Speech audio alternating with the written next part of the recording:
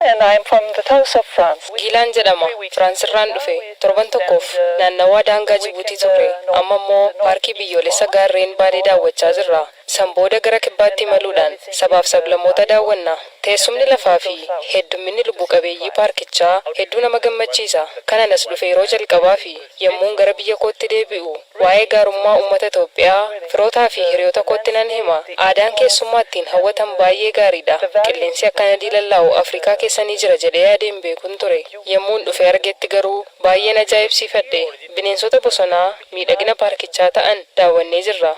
My name is Muriel. I come from Belgium and I come to visit Oromia. Miguel jedhama. Beeljiyeem irraa Oromiyaa daawwachuufan dhufe. Kan Afrikaa dhufe yeroo jalqabaatii fi daawwannaadhaafis Itoophiyaan filadhe. Bosona paarkicha keessa miilaan imaluudhaan bineensota akka gadamsa baddaa karkaroo fi kabboos daawwannee jirra. Hedduminni qabeenya paarkichaa baay'ee bareeda. Hawwataa qabeenya biyya keenyaa isa ta'e turizimiidhaaf galtee addaa ta'uu kan danda'u.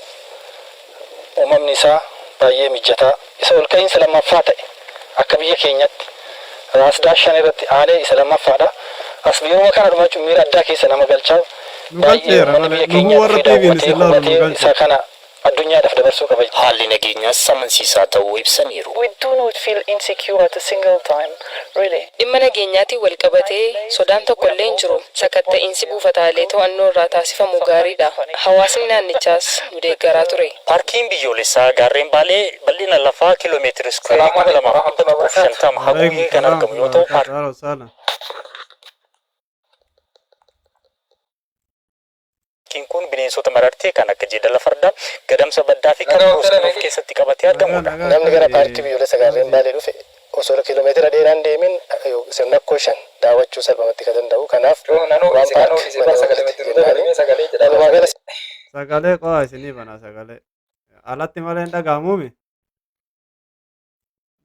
sagalee isinii bana neetworkii si qabu jira sillee.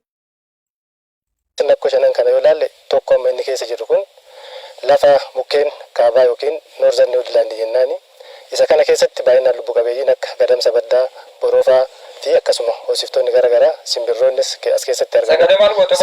Lammaffaa lafa margaa keessa yookiin noorzan niwudilaand isa jennu yoo ta'u achi keessatti illee baay'inni bineensota argamanii isa kanniin wallee fakkaatu baay'inni isaanii kan wal jaalan ta'uudha jechuudha.